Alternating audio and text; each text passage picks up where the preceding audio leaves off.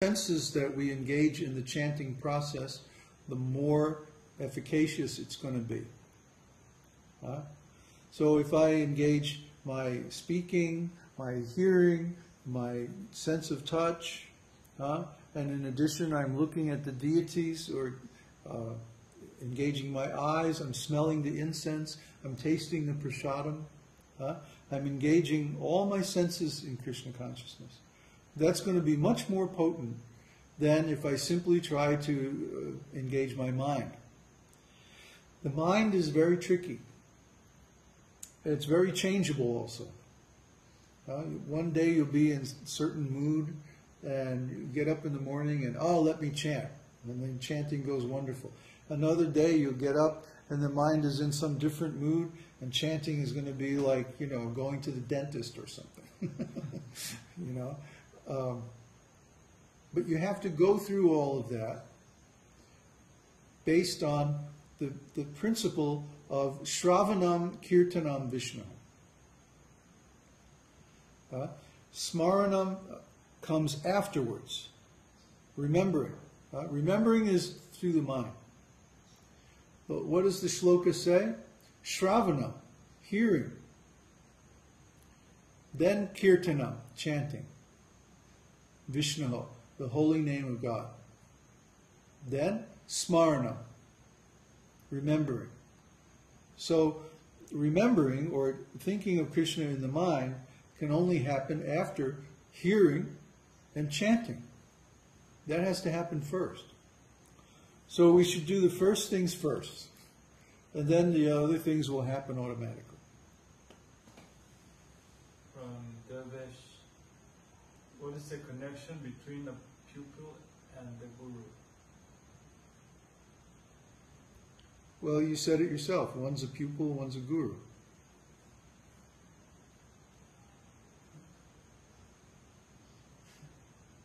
Question from Luciano. I heard that a prophecy of Sri Chaitanya that chanting of the Harinam be fulfilled in villages all over the world. Now, how can this be if Srila Prabhupada's books and organization have been distorted? This must be a long time from today.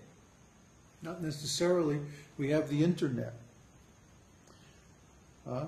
So if one small group carries on Srila Prabhupada's teaching accurately, then by the internet, that teaching can spread all over the world in a few days.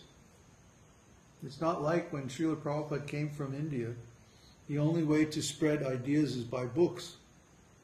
Of course, they had television then, but to get on television with any kind of a new idea is very difficult. Now we have the internet, and anybody can get on the internet, can access all the Vedic literatures, can hear tapes and videos and everything, and they can educate themselves. When the world situation comes to the point where everyone can see that the previous civilization is flawed, fatally flawed, then they will begin to inquire into alternate types of cultures. And then the moment will come when our teaching will be accepted by large numbers of people. That moment hasn't arrived yet. It may not be long. That's why we're talking about 2012 and singularity and like that. It may not be in 2012, but we're dealing with periods of thousands of years.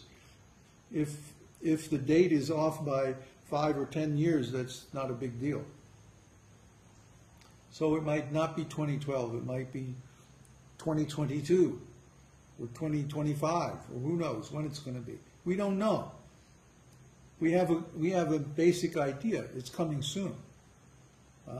Srila Prabhupada was talking about world war. He said there's going to be an atomic war. Why? Because it's written in the Bhavishya Purana. Bhavishya Purana literally means the history of the future. And it's described there.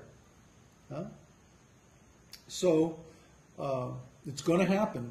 We just don't know exactly when. We have to be ready. If Krishna wants, tomorrow he can create some scenario where everybody loses faith in scientific knowledge and materialism, and they start looking for something else. Krishna can do that anytime, because he's in everyone's heart.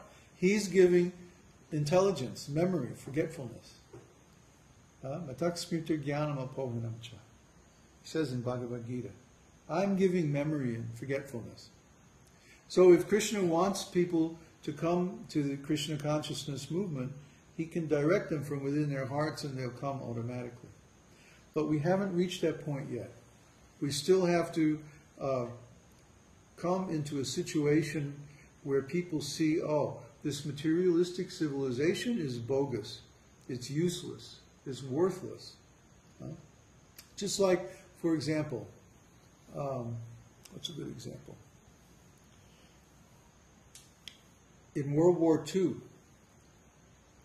the currency of the Germany became worthless.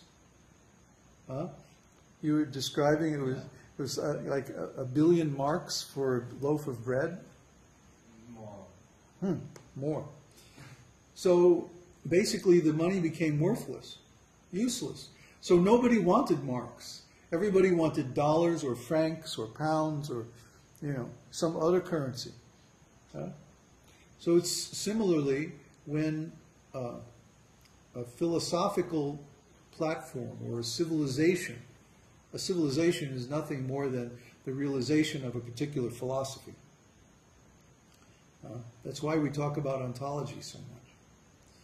When people realize that the materialistic ontology is flawed and useless, then they'll go searching for another one. We reached that point a long time ago. We saw all this clearly, so we went looking for Krishna consciousness and we found it. But the majority of people on the planet, they're not there yet. I don't know what it's going to take to get them there, but it's going to be something pretty heavy. So if there's a big war, or if there's environmental crisis, or a big financial crisis, or maybe all of those happening, then people will come to the point where, oh, we must have taken a wrong turn. We must have gone a long ways down the wrong road. So let's go back and look for where we made the mistake and fix it. And of course, we know where they made the mistake. They accepted this materialism, materialistic philosophy. So we're providing a different philosophy. And when they're ready, they'll come to us. We won't even have to go to them. They'll come looking. Oh, here's a better way. We're just waiting for that time. Until then, our duty is to pass on the teaching without changing it. Actually, Prabhupada fulfilled Lord Chaitanya's prophecy by traveling all over the world and sending his disciples to travel where he couldn't personally go. And in this way, he fulfilled Lord Chaitanya's prophecy. There's also a nice prophecy similar to that in Chaitanya Bhagavat, where Lord Chaitanya says, my general, my Sankirtan general will appear in 500 years, and he'll go all over the world and introduce this chanting everywhere to everyone. My Sena Bhakti Prabhu. He's the general. That's Prabhupada. That describes Prabhupada perfectly. Prabhupada's mood, his activities, the effect that he had on everybody. It all was like he was like a great military commander that went out and got together an army of ragtag outfits, and somehow or other he conquered the whole world. Even if it was only for a short time, doesn't matter. He fulfilled Lord Chaitanya's prophecy, and that historical moment has come. And it was to Prabhupada's credit. So now, what do we have to do is simply preserve it, not change it, not ruin it. Simply take it and don't screw it up for long enough until the rest of the world finally realizes that they need it. See? We cannot convert anyone by force. That's why I keep talking about how you have to educate your own intelligence. Think things through for yourself. Figure it out for yourself. Huh? Not just because I say so or anybody says so, but because you come to the conclusion independently. Huh? That's the real conversion. Just going along with the crowd, that's not conversion. That's easy. Anybody can do. Oh, all my friends became devotees, so I'm going to become devotee. Huh? That's a very weak conversion. It's very easy to fall down from that. But if you read the books, scrutinizingly, as Prabhupada would say, look up every word in the